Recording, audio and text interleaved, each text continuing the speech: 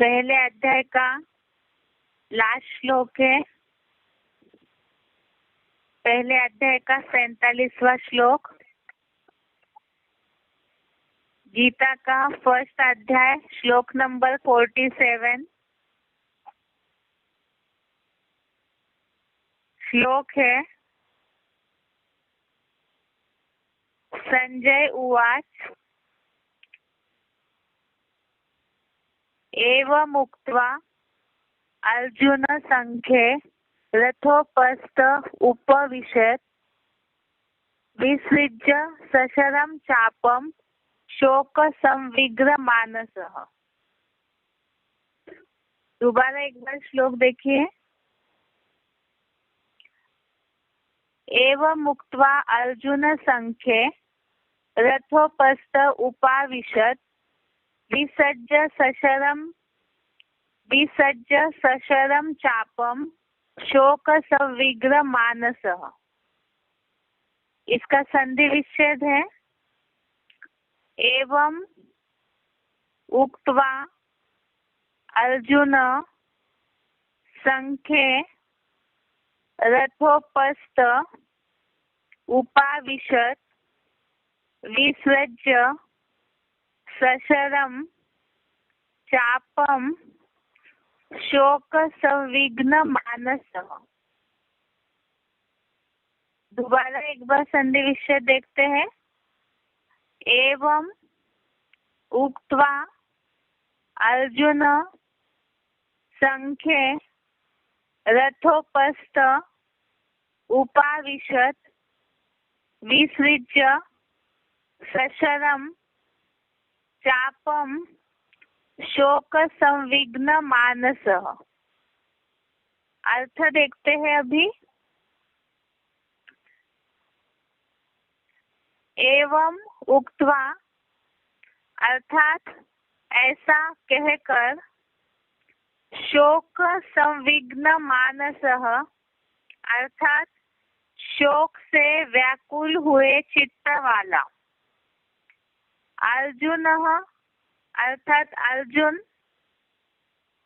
संख्ये सशरम अर्थात धर्म युद्ध भूमि में बाणों सहित, चापम अर्थात धनुष, विसृज्य अर्थात छोड़कर, रथोपस्थ अर्थात रथ पर, उपाविशत अर्थात बैठ गया।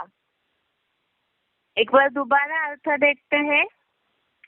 एवं उक्त्वा अर्थात ऐसा कहकर, शोक संविग्न मानसः अर्थात शोक से व्याकुल हुए चित्त वाला, अर्जुन अर्थात अर्जुन, संख्ये सशरम अर्थात धर्म युद्ध भूमि में बाणों सहित, चापम अर्थात धनुष, विसृज्य अर्थात छोड़कर, रथोपस्थ अर्थात रथ पर, उपाविशत अर्थात बैठ गया। इसका अर्थ है, ऐसा कहकर शोक से व्याकुल हुए चित्त वाला अर्जुन धर्म युद्ध भूमि में बाणों सहित धनुष को छोड़कर रथ पर बैठ गया। अर्थात ऊपर के श्लोक में जो बताया है कि बदला न लेने वाले शस्त्र रहित मुझको, अगर एक धृतराष्ट्र पुत्र जो हथियार लिए हुए है वो युद्ध में अगर मुझे मार डाले, चाहे देह की मौत से या भावात्मक रीति से भी अगर मुझे मार डाले, तो भी वह मेरे लिए विशेष कल्याणकारी होगा। ऐसा कहकर इस श्लोक में बताया कि अर्जुन ने शोक से व्याकुल हुए चित्त वाला अर्थात दुख से, शोक से जो बहुत उद्विग्न हुआ है, बेचैन हुआ है, ऐसे चित्त वाला अर्जुन धर्म युद्ध भूमि में ही बाणों सहित धनुष छोड़कर रथ पर बैठ गया। तो सबसे पहले ही हमने देखा है कि संजय युद्ध भूमि का वर्णन राजा धृतराष्ट्र को बता रहे थे। तो यहाँ पर लास्ट श्लोक में भी संजय ने ये बात बोली है, शुरू में ही लिखा है संजय उवाच, अर्थात संजय ने कहा कि इस तरह से अर्जुन ने भगवान से ये बात बोल दी कि भले वो कौरव मुझे मार डाले तो भी चलेगा।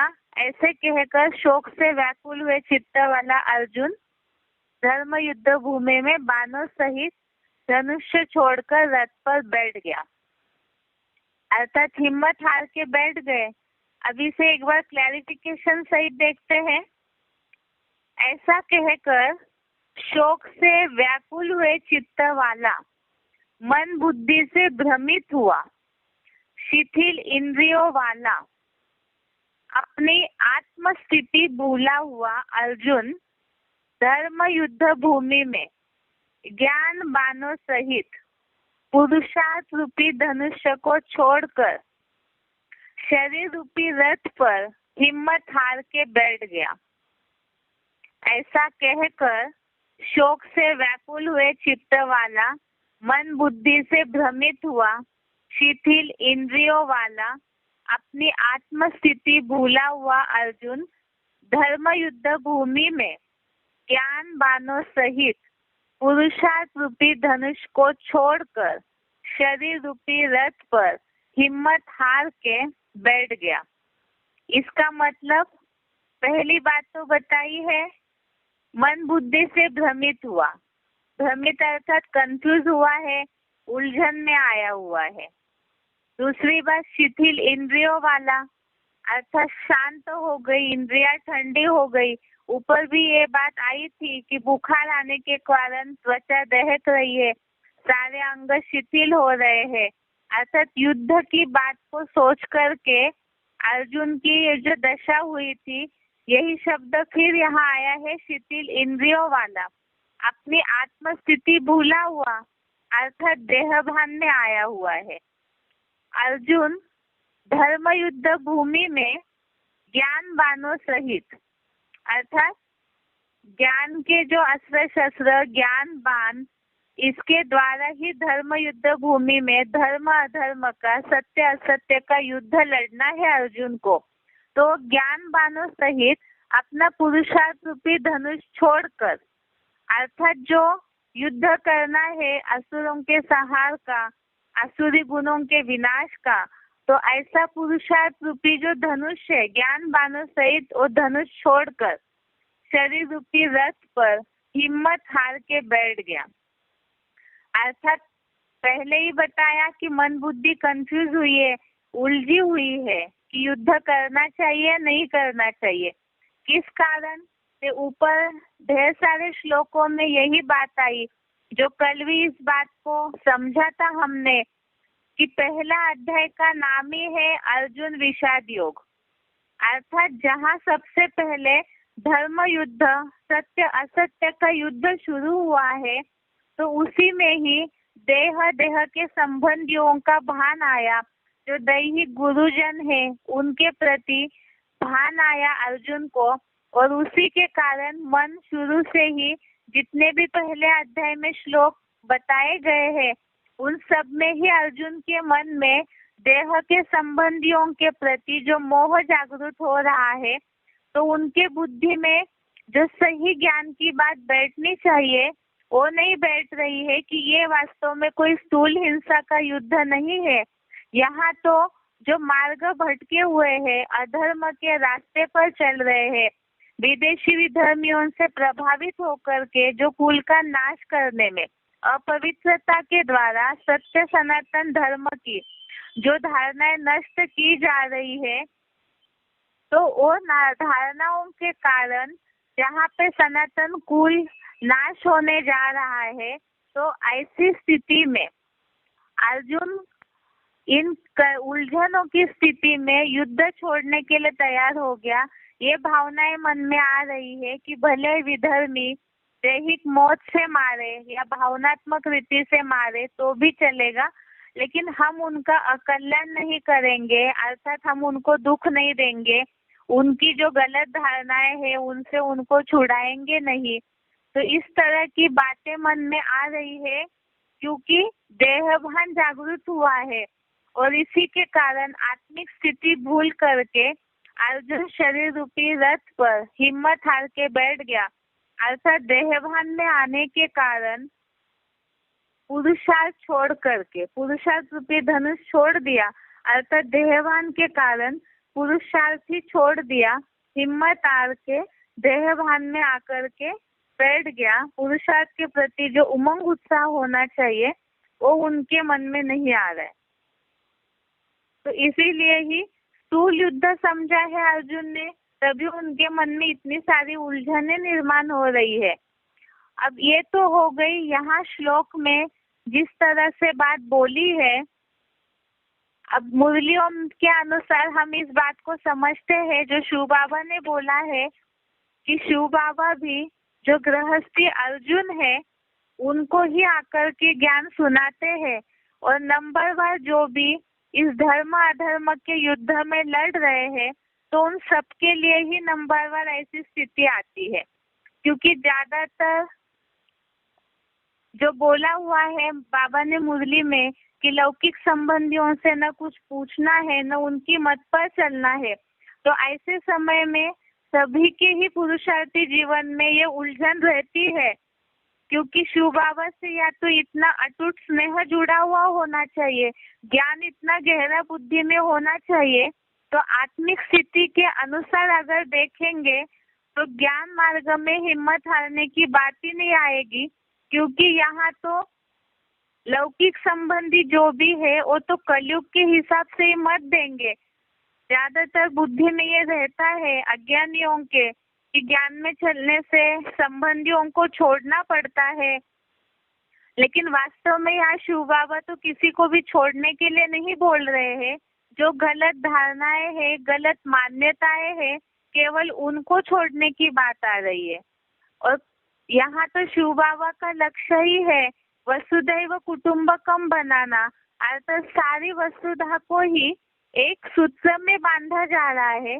तो यहाँ परिवार छोड़ने की बात नहीं आ रही है। ये तो बहुत बेहद विशाल लक्ष्य है कि सारी सृष्टि को, सारे विश्व को ही एक परिवार में जोड़ा जा रहा है, लेकिन इस बात की समझ अज्ञानी या कलयुगी मनुष्यों में नहीं है।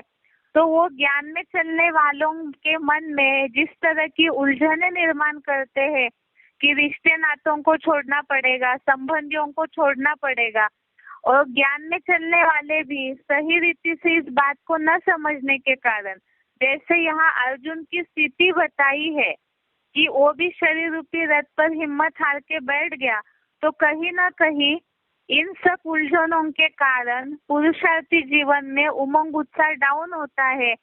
जिस तरह से पुरुषार्थ रेगुलर करना चाहिए, मुरली सुननी चाहिए, उसमें भी उमंग डाउन हो जाता है, अर्थात ही पुरुषार्थ छोड़ करके देहवान में आकर के बैठ जाते हैं। तो वास्तव में बेहद का लक्ष्य या ये जो ज्ञान अज्ञान के बीच का युद्ध है, सत्य असत्य के बीच का युद्ध है। अगर ये इस बात को आत्मिक स्थिति के द्वारा गहराई से समझेंगे तो पुरुषार्थ छोड़ने की बात ही नहीं आएगी, दुखी होने की बात ही नहीं आएगी, क्योंकि देहवान है तभी दुख होता है। आत्मिक स्थिति के द्वारा बेहद का अगर विशाल लक्ष्य बुद्धि में है तो दुख होने की या हिम्मत हारने की बात ही नहीं आएगी। इसीलिए यहाँ अर्जुन की स्थिति, एक बार दोबारा इस श्लोक का अर्थ पढ़ते हैं।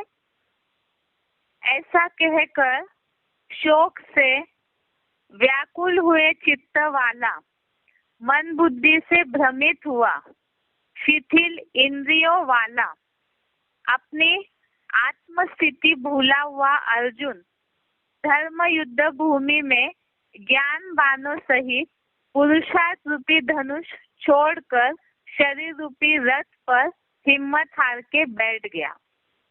तो यही समझा कि ज्ञान बाणों सहित पुरुषार्थ रूपी धनुष को छोड़कर, अर्थात पुरुषार्थ को छोड़ दिया, ये पुरुषार्थी तो धनुष है जिसके आधार से आगे बढ़ा जा सकता है।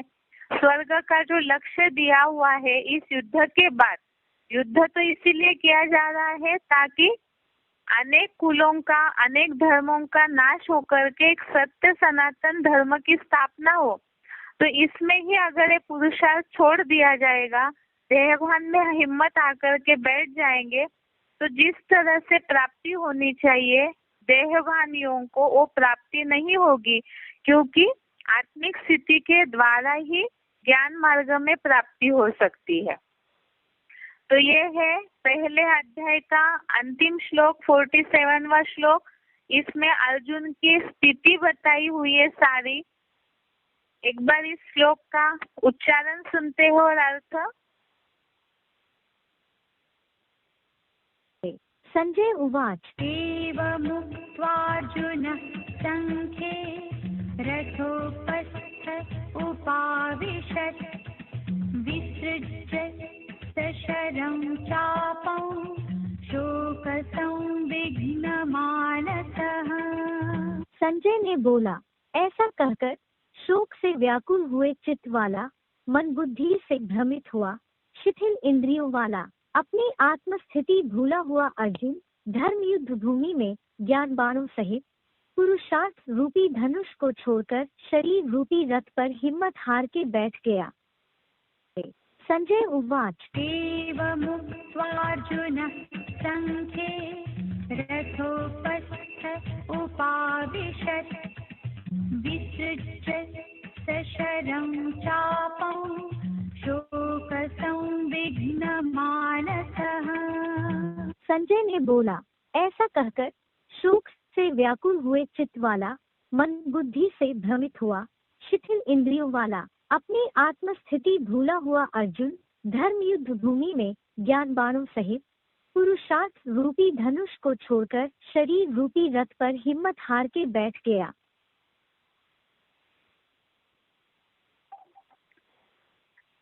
ये हो गया पहला अध्याय। अभी आगे देखते हैं बेसिक कोर्स। बेसिक कोर्स में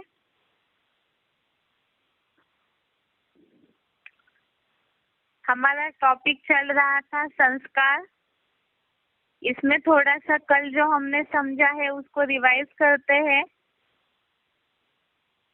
संस्कार क्या है उसकी परिभाषा समझी थी।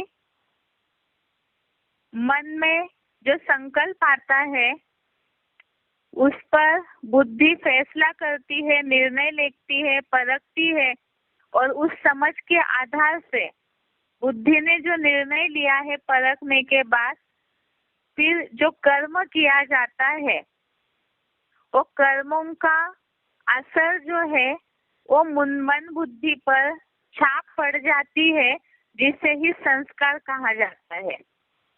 और लगातार अगर वही कर्म वैसे ही निर्णय लिए जाते हैं तो समय समय पर कर्मों पे जो छाप पड़ती है उसे ही संस्कार कहा जाता है, जिसे एक व्यावहारिक शब्दों में बोला जाता है आदतें।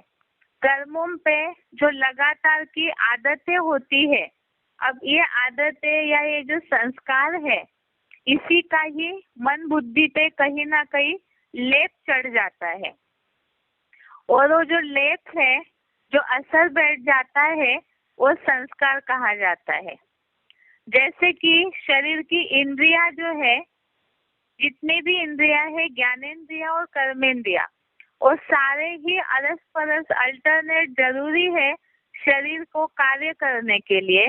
तो इसी तरह से आत्मा की ये जो तीन शक्तियां है, मन बुद्धि और संस्कार, ये तीनों शक्तियां भी कार्य करने के लिए, आत्मा को अपने शरीर को चलाने के लिए तीनों भी जरूरी है। अभी बात ये है कि ये सारी बातों को बहुत बार लोगों के मन में, अज्ञानी लोग हैं वो अपने जीवन में इतने ज्यादा बिजी है भौतिक दुनिया में आगे बढ़ने में, कईयों के मन में हो सकता है आपके पास जो जिज्ञासु आए ये प्रश्न पूछे कि ये सारा समझने से क्या फायदा है, क्योंकि आजकल तो दुनिया में भौतिक पढ़ाई, भौतिक दुनिया का जो नॉलेज है, साइंस जिस तरह आगे बढ़ रहा है, तो उस नॉलेज में ही आगे बढ़ने में ही लोग भलाई समझते हैं। और उसमें भौतिक दुनिया के नॉलेज में, उसमें समझ में आगे बढ़ने में आज अज्ञानियों की बुद्धि में, लोगों की बुद्धि में ये बात नहीं है कि ये सारी बातें समझने से क्या फायदा होगा। इसलिए कई लोग ये बात को पूछते हैं कि ये मन बुद्धि संस्कार है, कर्म है, ये सब समझने से क्या फायदा होगा। तो इसका महत्व लोगों को, जिज्ञासुओं को समझाना जरूरी है कि ये सब समझना क्यों जरूरी है। आज तो दुनिया में लोग यही कहते हैं, मुरलियों में भी शिव बाबा उदाहरण देते हैं कि आज के लोग ज्यादातर कहते हैं कर्म प्रधान है, तो इसीलिए भौतिक दुनिया के कर्मों में ही वो लगे हुए हैं। उसमें ऐसे कर्म करते हैं जिसमें जन बल की ताकत कमाते हैं, मर्तबा कमाते हैं और साथ में धन बल कमा लेते हैं, तो उसी को ही वो कर्म प्रधान मानते हैं। लेकिन वास्तव में अगर वही कर्म प्रधान है, जन बल की ताकत कमाना, भौतिक दुनिया का मर्तबा कमाने वाले कर्म करना, धन बल कमाना, अगर यही वास्तव में कर्म प्रधान है, तो फिर जब ये जन बल की ताकत खत्म हो जाती है, ऐसा भी तो सभी के जीवन में समय आता है कि ये धन बल की ताकत कभी खत्म हो जाए, क्योंकि धन तो पानी की तरह बहता है, वो किसी के पास स्थिर नहीं रहता है। और खास तो आज दुनिया में कोई ईमानदारी से कमाते नहीं है, क्योंकि सबके कर्मों में कहीं ना कहीं मिक्सचरिटी है, संख्या रंग का प्रभाव है। तो ऐसे कर्मों को लोग महत्व दे रहे हैं क्योंकि उनके ऊपर गलत संस्कारों का, गलत संस्कारों का प्रभाव पड़ा है। तो ऐसे कर्म करने को अगर महत्व दे रहे हैं, तो जैसे ही जन बल की ताकत खत्म हो जाए, धन बल की ताकत खत्म हो जाए, तब वो किन कर्मों को महत्व देंगे। तो इसीलिए ही ये आधार जो है वो विनाशी आधार है, उसे ही कर्म प्रधान मानना ये गलत है, ये दुनिया को समझाना जरूरी है। तो वास्तव में मन, बुद्धि और संस्कार, इसकी जो मूल गुणधर्म है वो तो बताया है कि आत्मा मूल रूप में शांत स्वरूप है, पवित्र स्वरूप है, आनंद स्वरूप है। तो वास्तव में यही मूल संस्कार है, और ये संस्कार देहभान की धूल में दबने के कारण, आत्मा पे गलत संकेत रंग का प्रभाव पड़ने के कारण ही आज लोग जिन कर्मों में फंसे हुए हैं, जिन संस्कारों में फंसे हुए हैं, उसे ही वास्तविक जीवन समझ रहे हैं, जबकि वो वास्तविक जीवन नहीं है।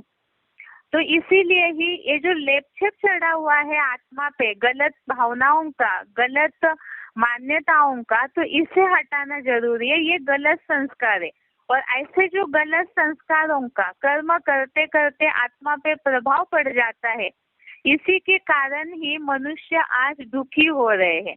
गलत संस्कार जो है मनुष्य को दुख की ओर बरबसी खींच के ले जाते हैं। अभी मूलतः ये संस्कार जो है इसका महत्व समझना जरूरी है। क्यों? क्योंकि संस्कारों के आधार से ही जो आत्मा पे लेपछेप चढ़ता है, उन संस्कारों के आधार से ही आत्मा निर्लेप नहीं कही जाती है। आत्मा पे लेप चढ़ा हुआ है, और इसी के कारण ही पापात्मा या पुण्यात्मा कही जाती है। शरीर से भले कर्म किए जा रहे हैं, लेकिन शरीर जड़ है, बिना चैतन्य शक्ति आत्मा के शरीर का कोई महत्व नहीं है। इसीलिए ही पाप शरीर या पुण्य शरीर नहीं कहा जाता है, क्योंकि शरीर के द्वारा कर्म करने वाली आत्मा है। और आत्मा के लिए बताया कि बुद्धि जो है वो सारथी है, ये सबको चलाने वाला। इसीलिए ही, लेकिन वो बुद्धि पे भी प्रभाव किसका पड़ता है? संस्कार जो है, कई बार लंबे समय की जो कर्मों की प्रैक्टिस है, गलत निर्णय लिया बुद्धि ने, संस्कारों के वश मनुष्य ने गलत कर्म किए, तो जबरियन ही वो उन धारा में, गलत कर्मों की धारा में बहते बहते पाप करने लगता है, तो पापात्मा कहलाने लगता है। इसीलिए ही खास है कि संस्कार जो है, ये तो बात हमने समझी कि मन, बुद्धि और संस्कार ये तीनों भी अरस परस है। इसीलिए ही तीनों का भी महत्व है आत्मा के सूक्ष्म शक्तियों का। इसीलिए ही जैसे कि शरीर छूट जाता है व्यक्ति का, तो शरीर से कर्म भले किए जा रहे हैं लेकिन आत्मा कर्म करा रही है इंद्रियों के द्वारा, मन बुद्धि संस्कार की ताकत के द्वारा। इसीलिए ही शरीर छूटने के बाद भी मन बुद्धि रूपी आत्मा जो है वो जो शरीर के द्वारा कर्म करके आदतें बनाई है, संस्कार भरे हैं अपने अंदर, तो वो अपने सूक्ष्म शरीर के साथ मन बुद्धि की शक्ति के साथ आत्मा उन संस्कारों को भी अगले शरीर में ले जाती है। इसका उदाहरण कैसे देखेंगे? जैसे एक ही घर में माता पिता के दो जुड़वा बच्चे पैदा हो जाते हैं, लेकिन फिर भी दोनों के संस्कारों में, गुणों में, आदतों में बहुत अंतर रहता है। जब एक ही माता पिता के बच्चे हैं तो माता पिता के कर्मों का, गुणों का पूरा प्रभाव होना चाहिए उन पे, या तो सगे जुड़वा बच्चे पैदा हुए तो भी होना चाहिए, लेकिन ऐसे नहीं होता है। क्यों? क्योंकि पूर्व जन्मों में आत्मा जहाँ भी जैसे भी कर्मों का लेपचेप ली हुई है अपने साथ, तो उसी को अगले जन्म में अगला शरीर धारण करने के बाद लेके जाती है। इसी के लिए ही ये जो संस्कार है आत्मा अपने साथ ले जाती है। इसके लिए ही हमने कल श्लोक समझा था, 15वें अध्याय का 8वां श्लोक, अध्याय 15 का श्लोक नंबर 8।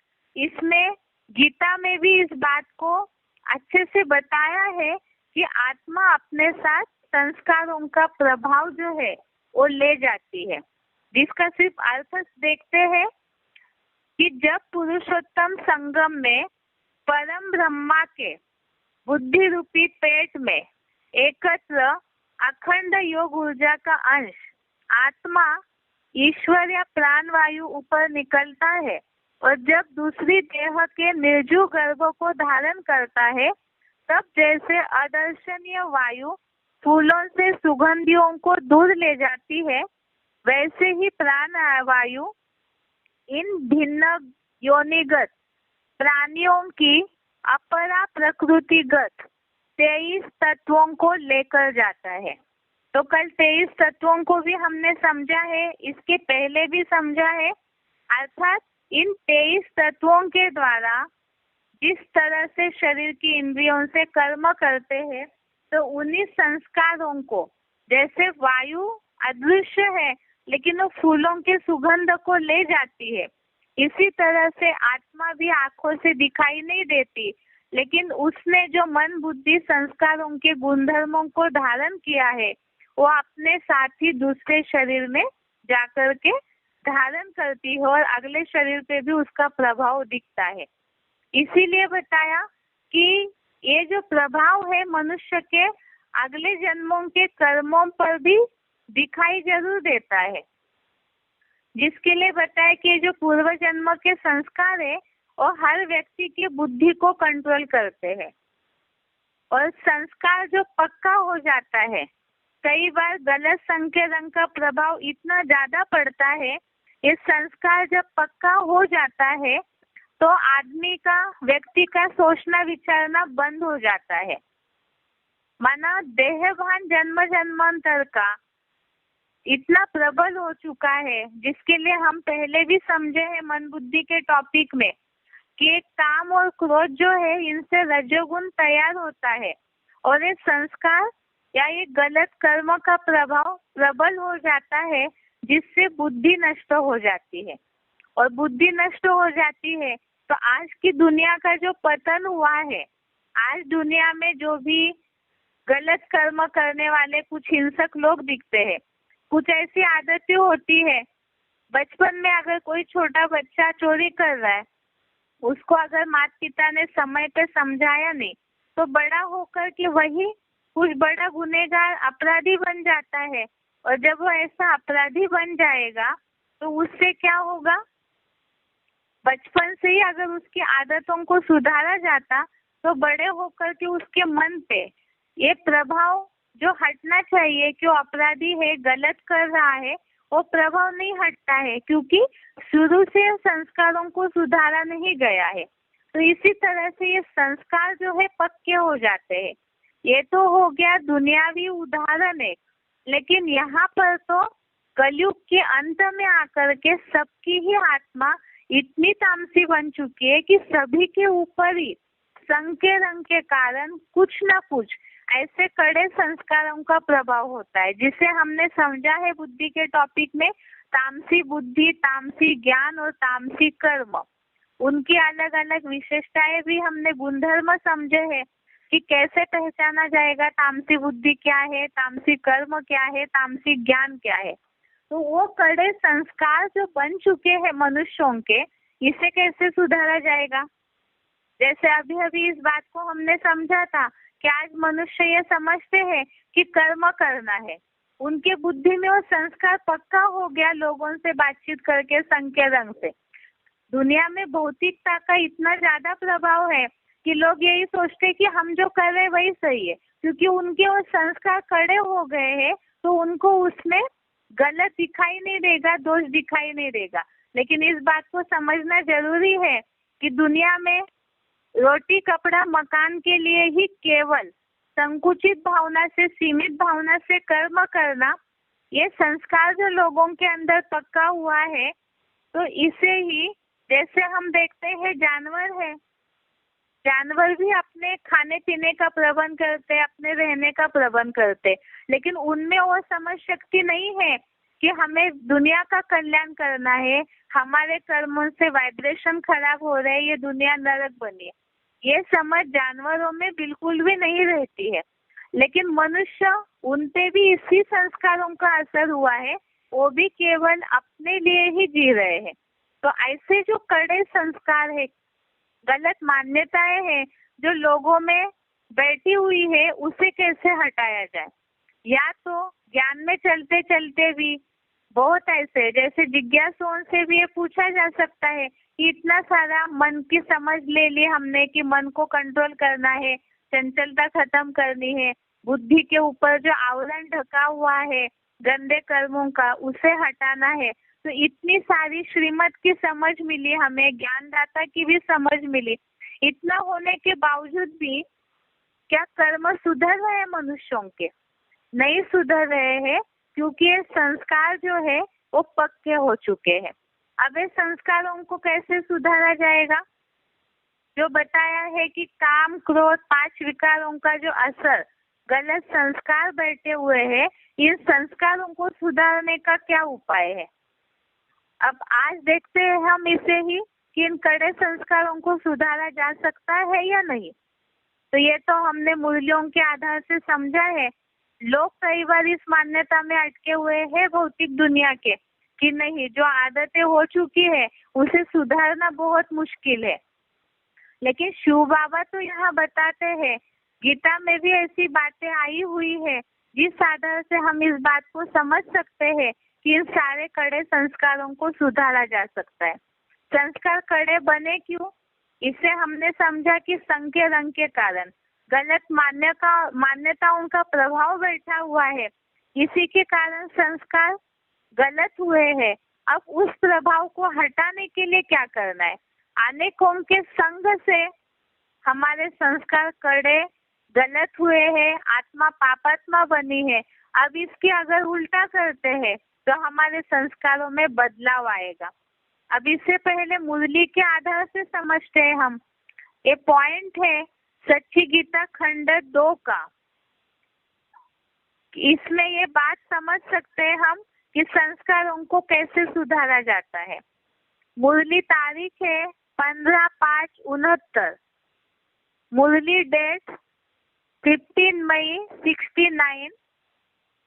ये पॉइंट है, योग बल ही भूतों को भगावेगा, ज्ञान बल नहीं। योग में ही बहुत कमजोर है। सारा दिन दुनिया देखते हैं, घूमने का शौक बहुत है, घूमने धक्के खाने का शौक तो भूतों को होता है।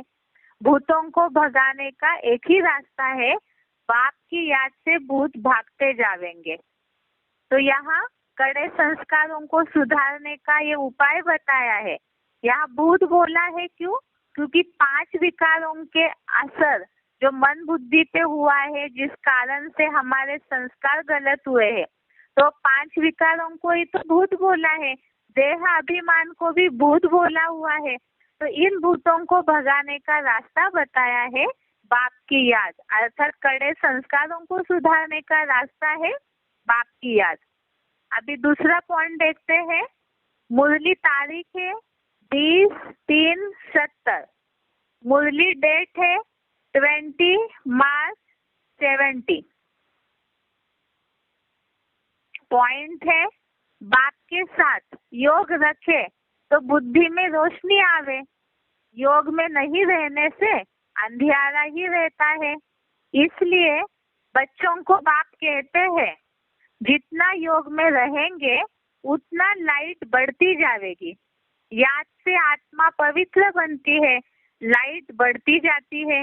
याद ही नहीं करेंगे तो लाइट मिलेगी नहीं। याद से लाइट वृद्धि को पावेगी। याद न किया और कोई विकर्म कर दिया तो लाइट कम हो जाएगी। तो इसमें बताया है अज्ञान से अंधियारा होता है, भूत है, 5 विकार है, उसके कारण जो मन बुद्धि में गलत मान्यताएं बैठी हुई है तो वो अज्ञान अंधेरा है बुद्धि में। अब इस अंधेरे को बुद्धि से, मन से, संस्कारों के से कैसे हटाया जाए? तो बताया बाप की याद, ज्ञान सूर्य है शिव बाबा। तो शिव बाबा को जितना याद करेंगे तो उतना आत्मा में लाइट आती जाएगी। आत्मा जितनी पवित्र बनेगी तो ऑटोमेटिकली ही याद से ऑटोमेटिकली भूत भी भागेंगे। और बताया अगर याद नहीं किया और कोई विकर्म कर दिया संस्कारों के वशीभूत होकर के तो लाइट कम हो जाएगी। तो ये तो बातें बताई शिव बाबा ने मुरली में, संस्कारों को सुधारने का, आत्मा को पवित्र बनाने का, आत्मा के अंदर जो अज्ञान का अंधेरा है उसे हटाने का उपाय बताया है शिव बाबा की याद। योग बल ही भूतों को भगावेगा। अब एक सिलेक्टेड पॉइंट सुनते हैं जिसमें शिव बाबा ने संस्कारों को बदलने का उपाय बताया है। सिलेक्टेड पॉइंट का नंबर है 39, सिलेक्टेड पॉइंट का नंबर है 39। विकारी दृष्टि और वृत्ति को मिटाने के लिए कौन सा पुरुषार्थ करना है? वाचा की सेवा करनी है, कर्मेंद्रियों की भागदौड़ की सेवा करनी है, मनसा के संकल्पों की सेवा करनी है? कौन सी सेवा करनी है? क्या पुरुषार्थ करना है?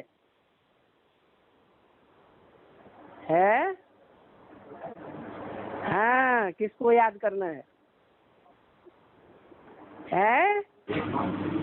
एक बाप मने बाप एक का है, बाप तो 2 हैं। एक निराकार आत्माओं का बाप। हाँ, शिव बाबा को याद करना है और कुछ नहीं करना। बुद्धि में सिर्फ एक शिव बाबा रहे, एक ज्योति बिंदु आत्मा उस साकार शरीर को चला रही है। उसमें हैं और भी 2 ज्योति बिंदु आत्माएं, एक राम की आत्मा भी है और एक कृष्ण की आत्मा भी है, लेकिन वो नहीं हमको चलाने वाले हैं। हम उनके डायरेक्शन पर चलने वाले नहीं हैं। हम किसके डायरेक्शन पर चलने वाले हैं? एक शिव बाप के डायरेक्शन पर चलने वाले हैं, जिसके लिए बोला है शिव बाबा है पुरुषार्थ कराने वाला। फिर बोला है शिव बाबा है पुरुषार्थ करने वाला। तो कौन सा शिव बाबा है पुरुषार्थ कराने वाला और कौन सा है शिव बाबा पुरुषार्थ करने वाला है? करने वाली राम वाली सोल, और वो भी बाप समान शिव बन जाता है, और कराने वाला सुप्रीम सोल बाप। तो क्या पुरुषार्थ का तरीका हुआ? कौन सा पुरुषार्थ करना है? जो दृष्टि और वृत्ति अच्छी हो जाए।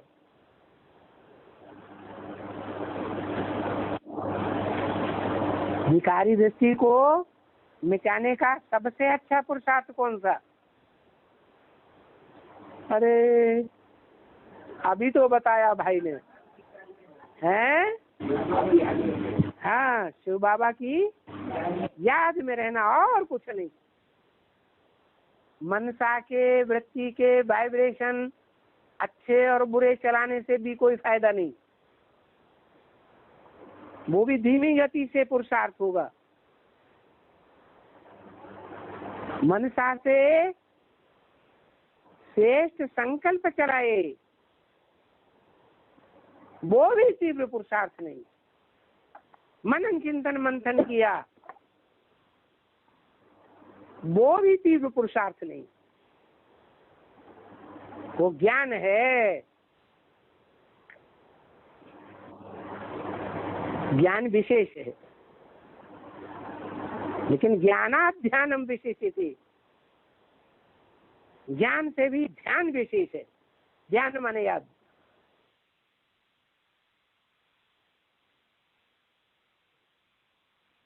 इस तरह से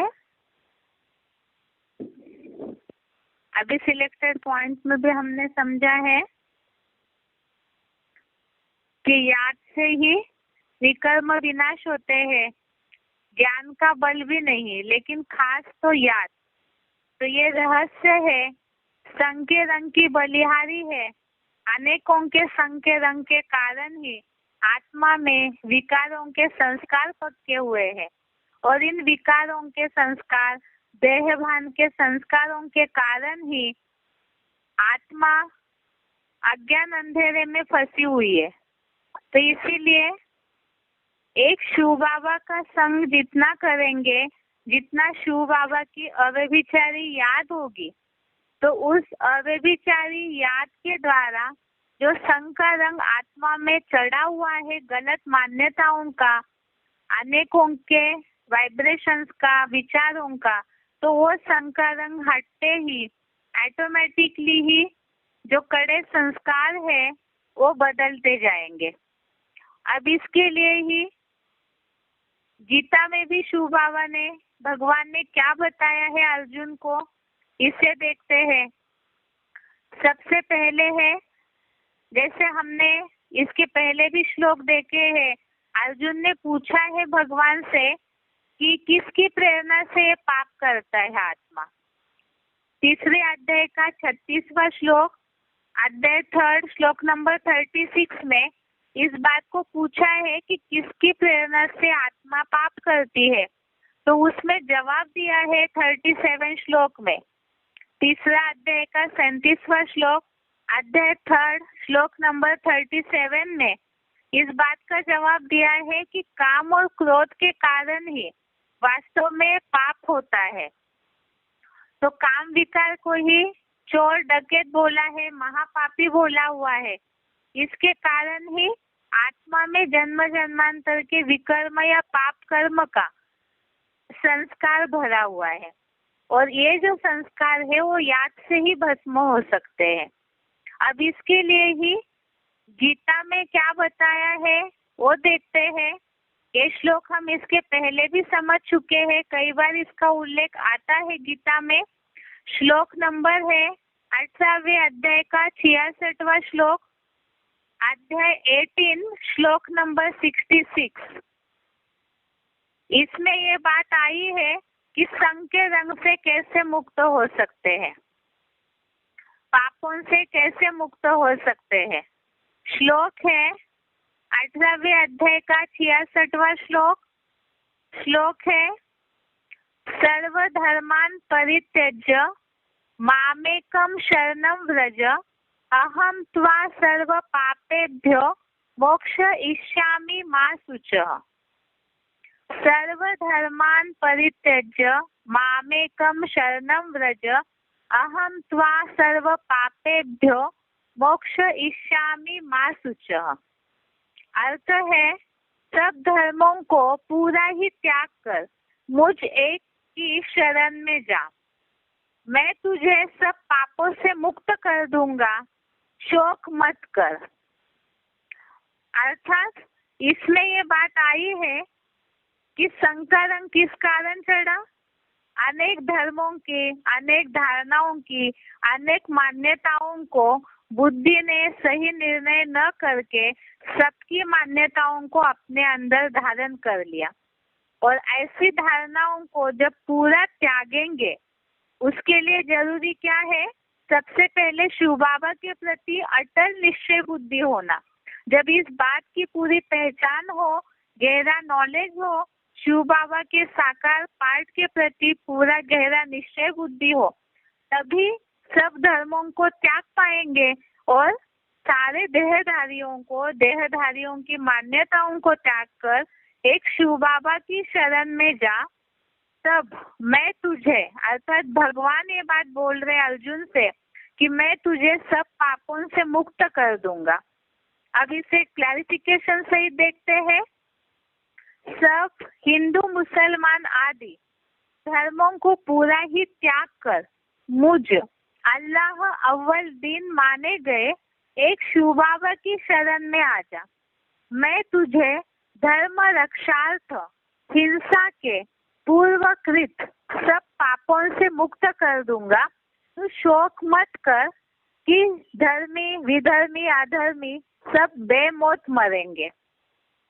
तो इसमें तो हम देख रहे हैं अर्जुन के मन में जो उलझन थी कि सबको इस तरह से मारने से पाप चढ़ेगा, ये जो बात आ रही है इस युद्ध के कारण पापी बन जाएंगे, तो इस बात को बताया।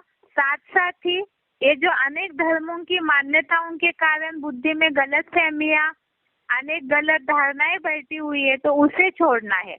सब हिंदू मुसलमान आदि धर्मों को पूरा त्याग कर मुझ, क्योंकि हिंदू धर्म भी कलयुग अंत में आकर के अलग अलग मान्यताओं का हिंदू धर्म पे भी प्रभाव पड़ता है। मुसलमान आदि माना जितने भी कल्प वृक्ष में अनेक धर्म बताए हैं, लेफ्टिस्ट राइटिस्ट, और सब विधर्मी है अधर्मी है। तो ऐसे सारे धर्मों का, उनकी मान्यताओं का पूरा त्याग कर, अर्थात बुद्धि से उनको पूरा छोड़कर मुझ अल्लाह अव्वल दिन एक शिव बाबा की शरण में आ जा। मैं तुझे धर्म रक्षार्थ हिंसा के पूर्वकृत सब पापों से मुक्त कर दूंगा।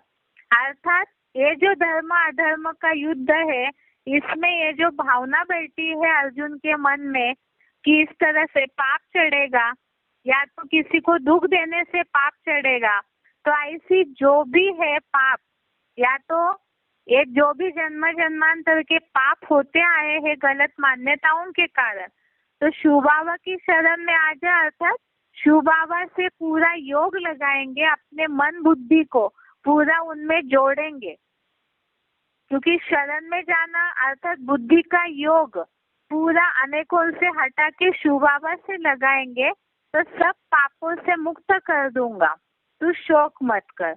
तो यहाँ यही बात आई है बड़े संस्कारों को सुधारने का उपाय कि अनेक मान्यताओं को छोड़कर शिव बाबा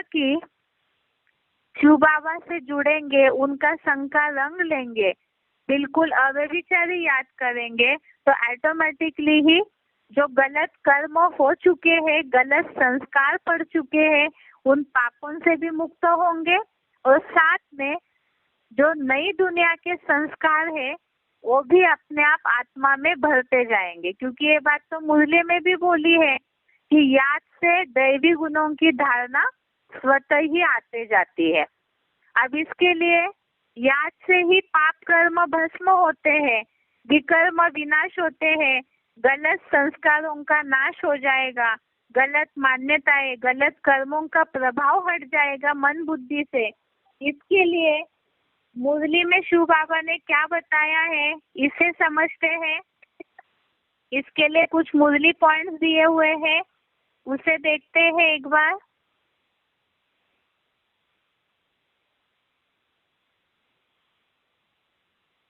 ये भी मुरली से लिए हुए पॉइंट है, मुरली का पॉइंट है।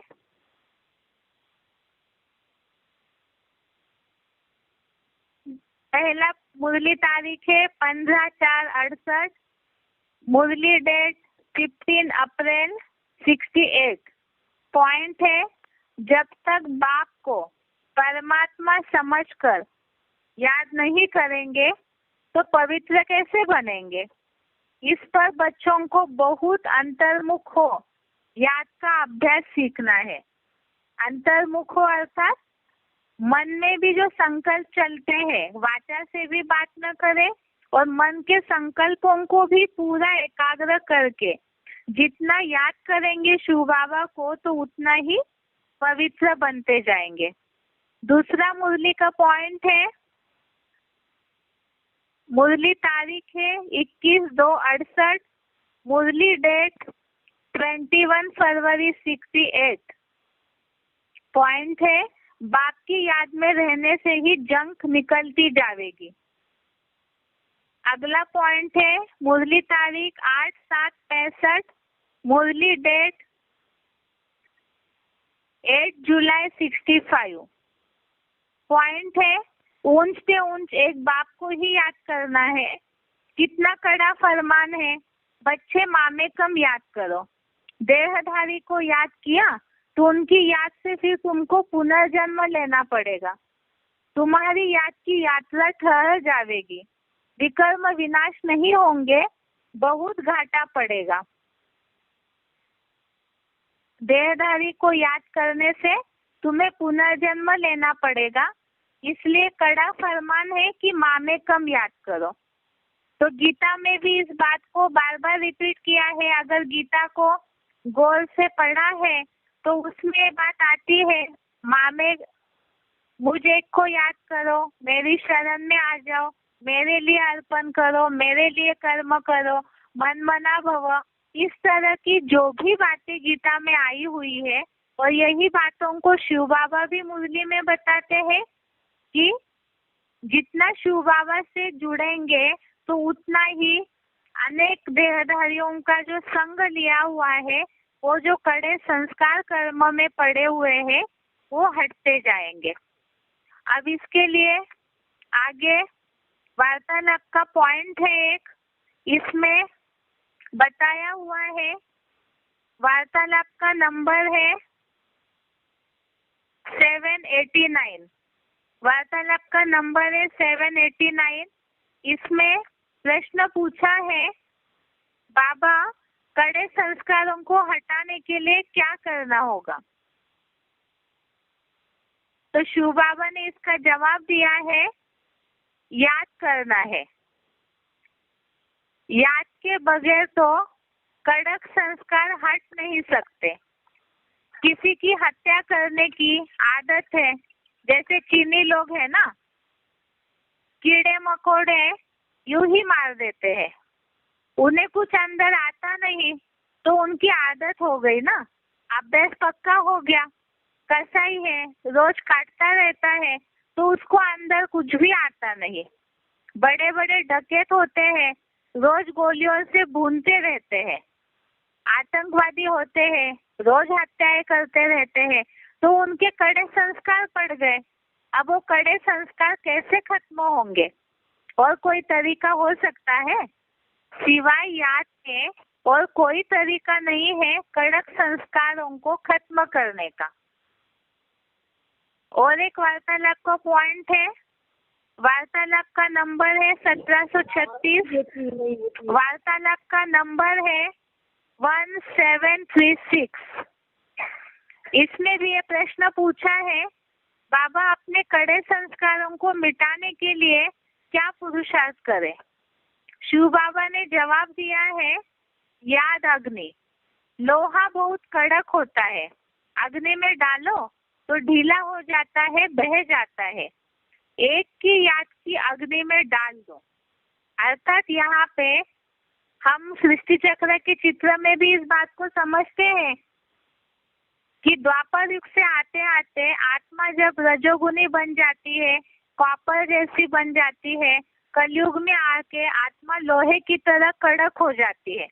इसलिए देखते हैं हम, जैसे शिव बाबा ने पहले प्रश्न में जवाब दिया है, कोई डकैत है, आतंकवादी है, तो उन्हें तो आदत हो गई है हत्याएं करने की, तो उन्हें वो चीज गलत नहीं लगेगी, क्योंकि उनके अंदर वो मान्यता बैठी हुई है कि हम जो कर रहे हैं सही कर रहे हैं। जैसे आतंकवादी है, और संप्रदायवाद को लेके, अपने कुछ सीमित समाज को लेकर के ही तो आतंक मचाते हैं। तो इसी तरह से ये तामसी बुद्धि हो चुकी है और इसी के कारण वो तामसी संस्कार उनके जो हुए हैं तो कड़े हो गए संस्कार। तो ये लोहे जैसे कड़क संस्कार जो कलयुग में आकर के आत्मा लोहे जैसी बन गई, गलत कर्म की धारणाएं हो गई है, तो ये सारे कड़क संस्कार मिटेंगे कैसे? तो बताया याद की अग्नि, जैसे लोहा अग्नि में डाला जाता है तो अपने आप ही तेज अग्नि से पिघल जाएगा।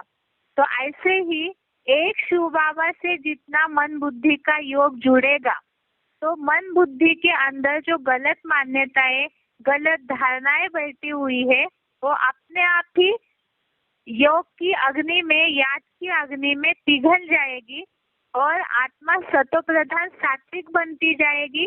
आत्मा के कर्म भी उसे आधार से, बुद्धि के आधार से सात्विक होते जाएंगे। तो इसमें भी यही बात कि संग के रंग की बलिहारी है एक शिव बाबा का। बुद्धि से जितना संग करेंगे, जितना ज्ञान उनका बुद्धि में गहराई से बैठता जाएगा तो गलत मान्यताएं, गलत संस्कार जो है वो अपने आप ही बुद्धि से हटते जाएंगे। और कर्मों को जब सुधारेंगे, जो हमने बुद्धि के टॉपिक में, मन के टॉपिक में भी इस बात को समझा है कि कर्म करना तो अनिवार्य है। जीवन मिला है तो कर्म धारा बिगड़ कोई रह नहीं सकता है, लेकिन वो कैसे कर्म होने चाहिए, कर्म, अकर्म और विकर्म की सही गहरी परिभाषा जब समझेंगे तभी हम अपने संस्कारों में बदलाव ला सकते हैं। अब इसी बात के लिए, संस्कारों की बात को लेकर के शिव बाबा ने सिलेक्टेड पॉइंट में क्या बताया है उसे भी समझते हैं। इसके पहले एक पॉइंट है, मुरली तारीख है 8/3/70, मुरली डेट है 8 मार्च 70। इसमें एक पॉइंट है, जितना याद करेंगे उतना सहज तुम्हारी अलाय निकलेगी। अलाय माना खाद, अलाय माना जो ऊपर से लेप चढ़ जाता है, कचरा चढ़ जाता है। जैसे शिव बाबा मुरली में भी उदाहरण देते हैं, सोने में खाद चढ़ी हुई है तो उसको जब अग्नि में डालते हैं तो खाद निकल जाती है। तो इसी तरह से यह अलाय माना कचरा चढ़ा हुआ है, जंग चढ़ी हुई है या ऊपर से कोई गलत लेप चढ़ा हुआ है। जितना याद करेंगे उतना सहज तुम्हारी अलाय निकलेगी। आग ठंडी होगी तो अलाय निकलेगी नहीं। इनको योग अग्नि कहा जाता है, जिससे विकर्म विनाश होते हैं। अर्थात याद की अग्नि धीमी है, व्यभिचारी है या निरंतर नहीं है, लगातार की याद की अग्नि नहीं है तो भी आत्मा के ऊपर से खाद नहीं निकलेगी। तो लगातार की तेज योगाग्नि और अव्यभिचारी याद की प्रैक्टिस होगी, उससे विकर्म विनाश होंगे और गलत संस्कार भी सुधर जाएंगे। ये पॉइंट है, सिलेक्टेड पॉइंट का नंबर है 848, सिलेक्टेड पॉइंट का नंबर है 848।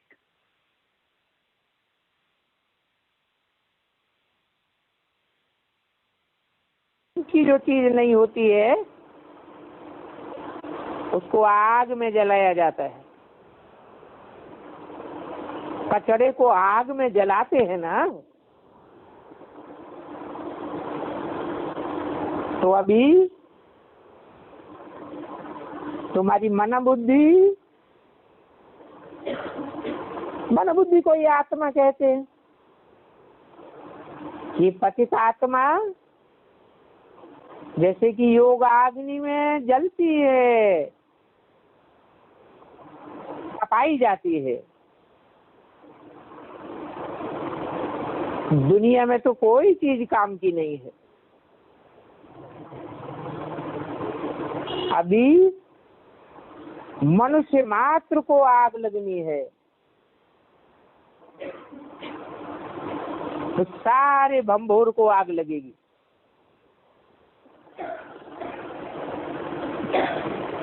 या तो योग अग्नि में तपेंगे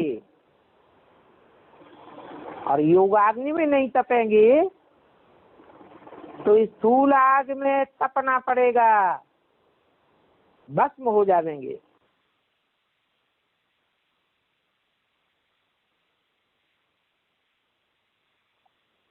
आगे का पॉइंट है सिलेक्टेड पॉइंट का नंबर 197, सिलेक्टेड पॉइंट का नंबर है 197। आत्मा समझती है कि जितना याद करते रहेंगे उतना ही शरीर के भान से निकलते जाएंगे।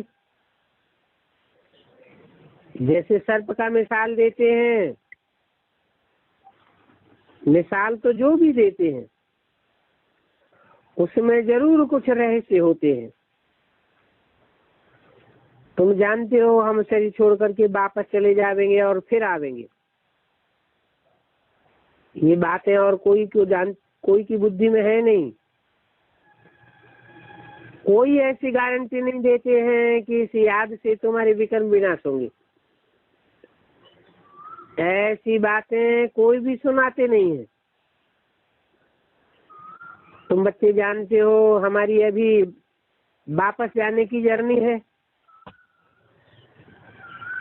आत्मा का बुद्धियोग उस तरफ लग गया है, इस दुनिया से बुद्धियोग टूट गया है।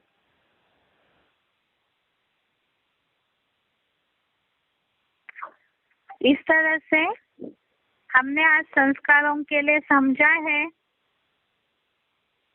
कि जितना याद करेंगे उतना कड़े संस्कार जो है वो निकलते जाएंगे। और श्लोक समझा खास, सर्वधर्मान परित्यज्य मामेकम शरणम व्रज, अर्थात सारी जो भी धारणाएं हैं, मान्यताएं बुद्धि में बैठी है जिसके कारण संस्कार गलत हुए हैं, तो उनको छोड़ेंगे तो ऑटोमेटिकली ही बताया कि सब पापों से मुक्त कर दूंगा। तो ये है आज का संस्कारों का अभी तक का topic.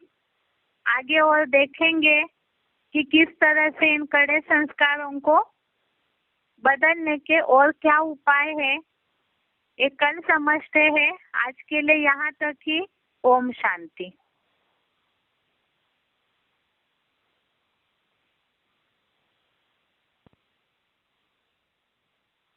This session is no longer being recorded.